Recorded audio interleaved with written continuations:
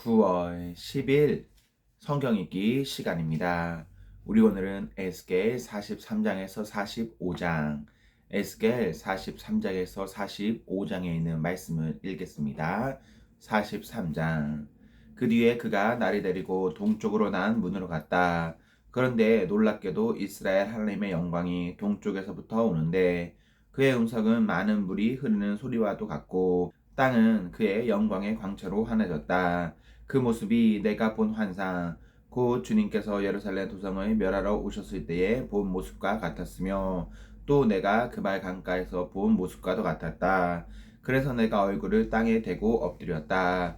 그러자 주님께서 영광에 쌓여서 동쪽으로 난 문을 지나 성전 안으로 들어가셨다. 그때 주님의 영이 나를 들어 올려 안뜰로 데리고 갔는데 주님의 영광이 성전을 가득 채웠다.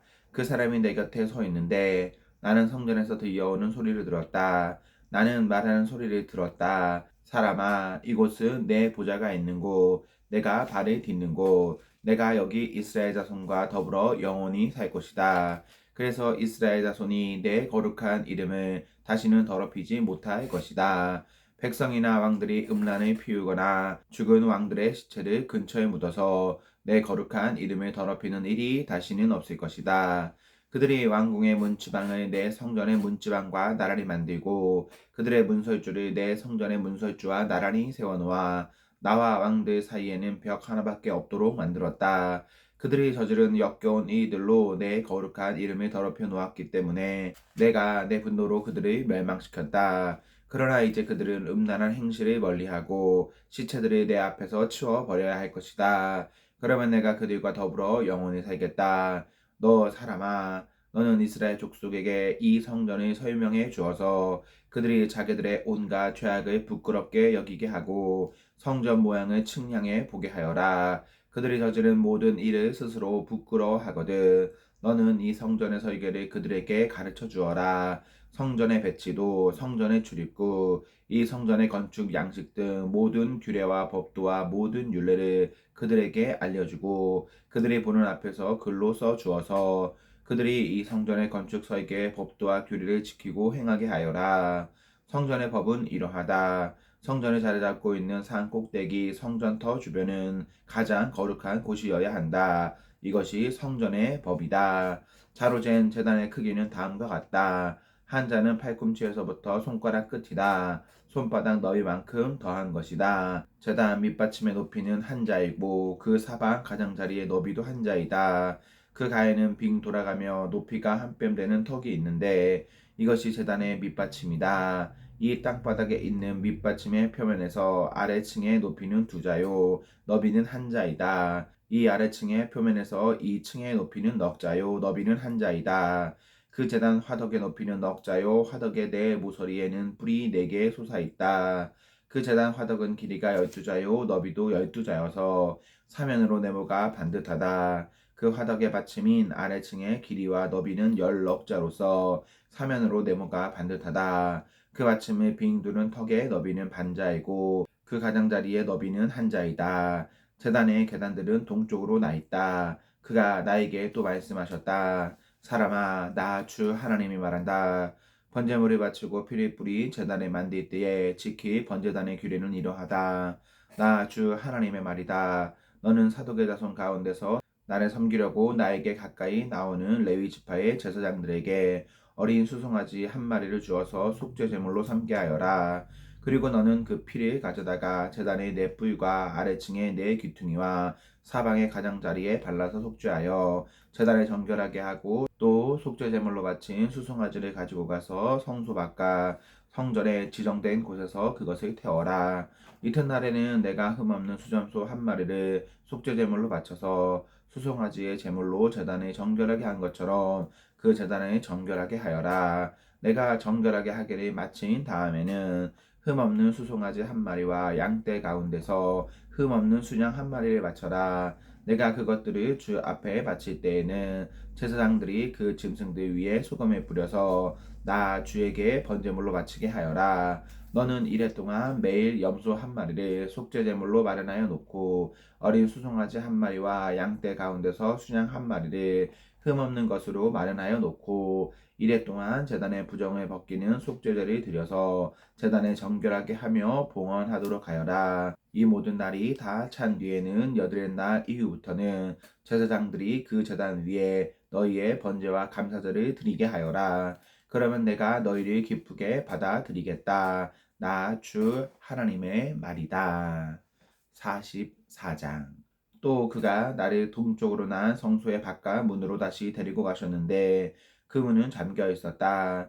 주님께서 나에게 말씀하셨다. 이 문은 잠가 두어야 한다. 이 문은 열 수 없다. 아무도 이 문으로 들어가서는 안 된다. 주 이스라엘의 하나님이 이 문으로 들어오셨으므로 이 문은 잠가 두어야 한다. 그러나 왕은 그가 왕이므로 주 앞에서 음식을 먹을 때에 이 문 안에 앉을 수가 있다. 왕은 문 현관 쪽으로 들어왔다가 다시 그 길로 나가야 한다. 또 그가 나를 데리고 북쪽 문으로 들어가서 성전 앞에 이르렀는데 거기에서 내가 보니 주님의 영광이 주님의 성전에 가득 차 있었다. 그래서 내가 얼굴을 땅에 대고 엎드렸다. 주님께서 나에게 말씀하셨다. 사람아, 내가 너에게 일러주는 주의 성전에 대한 모든 규례와 그 모든 율례를 너는 명심하고 내 눈으로 확인하고 귀담아 들어라. 그리고 성전으로 들어가는 어기와 성소의 모든 출구들을 잘 기억해 두어라. 너는 저 반역하는 자들 곧 이스라엘 족속에게 전하여라. 나 주 하나님이 말한다. 이스라엘 족속아, 너희는 역겨운 일을 해도 너무 많이 했다. 너희가 내 음식과 기름과 피를 제물로 바치며 마음에 할례를 받지 않고 육체에도 할례를 받지 않은 이방 사람들을 내 성소 안에 데리고 들어옴으로써 내 성전을 이렇게 더럽혀 놓았다. 너희가 저지른 온갖 역겨운 일들 때문에 너희는 나와 세운 언약을 어겼다. 또 너희가 나의 거룩한 물건들을 맡은 직분을 수행하지 않고 그 일을 이방 사람들에게 맡겨서 그들이 내 성소에서 너희 대신에 나를 섬기는 일을 하게 하였다. 그러므로 나 주 하나님이 말한다. 마음에 할례를 받지 않고 육체에도 할례를 받지 않은 이방 사람은 어느 누구도 내 성소에 들어올 수 없다. 이스라엘 자손과 함께 사는 이방 사람도 들어올 수 없다. 특별히 이스라엘 족속이 나를 버리고 떠나서 우상들을 따라 잘못된 길로 갔을 때에 레위 제사장들도 내게서 멀리 떠났기 때문에 레위 제사장들은 자신들이 지은 죄의 벌을 받아야 할 것이다. 그들은 이제 제사장이 아니라 내 성소에서 성전 문지기가 되고 성전에서 시중드는 일을 하게 될 것이다. 그들은 백성에 바치는 번제물이나 희생제물을 잡고 백성 앞에서 시중을 들게 될 것이다. 나 주 하나님의 말이다. 그들이 전에 우상을 섬기는 백성들 앞에서 시중을 들면서 이스라엘 족속의 죄를 범하게 하였으므로 이제 내가 손에 들어 그들을 쳐서 그들이 지은 죄의 벌을 받게 하겠다. 그들은 이제 내 앞에 가까이 나오지 못하고 제사장의 직무를 맡지 못한다. 그들은 가장 거룩한 것뿐만 아니라 다른 모든 거룩한 물건에도 가까이 가지 못한다. 이처럼 그들은 자기들이 저지른 수치스러운 일과 자기들이 저지른 그 역겨운 일 때문에 벌을 받아야 한다. 그래도 나는 그들에게 성전 안에서 해야 할 모든 일들, 곧 성전에서 시중들은 이들을 맡아 보게 할 것이다. 그러나 이스라엘 자손이 나에게서 떠나 잘못된 길로 갔을 때에도 레위 지파 가운데서 사독의 자손 제사장들은 내 성소에서 맡은 직분을 지켰으므로 그들은 내게 가까이 나와서 나를 섬길 수 있고 내 앞에 서서 내게 기름과 피를 바칠 수 있다. 나 주 하나님의 말이다. 그들이 내 성소에 들어올 수가 있으며 그들이 내 상에 가까이 와서 나를 섬길 수가 있으며 또 내가 맡긴 직책을 수행할 수 있다. 그러나 제사장들이 안뜰 문으로 들어올 때에나 안뜰 문 안에서나 성전 안에서 직무를 수행할 때에는 양털로 만든 옷을 입어서는 안 되고 반드시 모시 옷을 입어야 한다. 머리에도 모시로 만든 관을 써야 하고 모시 바지를 입어야 한다. 허리에도 땀이 나게 하는 것으로 허리띠를 동여서는 안 된다. 그들이 바깥 뜰에 있는 백성에게로 나갈 때에는 내 앞에서 직무를 수행할 때 입은 옷을 벗어서 거룩한 방에 두고 다른 옷을 갈아 입어야 한다. 백성이 제사장의 거룩한 예복에 다 해를 입는 일이 있어서는 안 된다. 제사장들은 머리카락을 바싹 밀어서도 안 되고 머리카락을 길게 자라게 해서도 안 된다. 그들은 머리를 단정하게 잘 깎아야 한다. 어떤 제사장이든지 안뜰로 들어갈 때에는 포도주를 마셔서는 안 된다. 그들은 일반 과부나 이혼한 여자와는 결혼을 할 수가 없고 다만 이스라엘 족속의 혈통에 속하는 처녀나 또는 제사장의 아내였다가 과부가 된 여자와 결혼을 할 수가 있다. 제사장들은 내 백성이 거룩한 것과 속된 것을 구별하도록 백성을 가르치고 부정한 것과 정한 것을 분별하도록 백성을 깨우쳐 주어야 한다. 소송이 제기되면 제사장들은 판결을 내려 주어야 한다. 그들은 내가 정하여 준 법대로 재판하여야 하며 또 내 모든 성회를 지킬 때마다 내 모든 법도와 율례를 지켜야 하고 내 안식일은 거룩하게 지켜야 한다. 제사장들은 죽은 사람에게 접근하여 제 몸을 더럽혀서는 안 된다. 오직 아버지나 어머니, 아들이나 딸, 형제나 시집가지 않은 누이가 죽었을 경우에는 제사장들도 제 몸을 더럽힐 수 있다. 그때에는 제사장이 제 몸을 정하게 한 다음에도 이래를 지내야 한다.